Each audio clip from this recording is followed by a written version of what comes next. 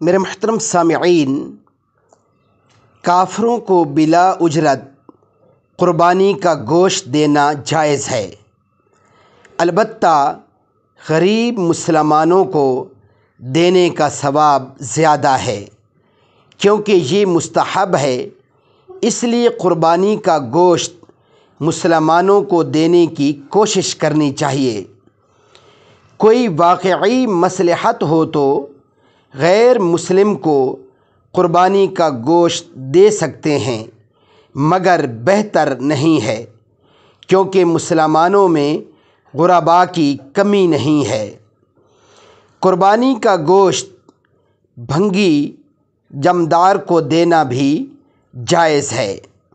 اس لیے کوشش یہ کرنی چاہیے کہ اپنے آس پاس محلے میں ارد گرد مضافات میں کوئی غریب مسلمان رہتے ہیں تو ان کو ترجیح دینی چاہیے۔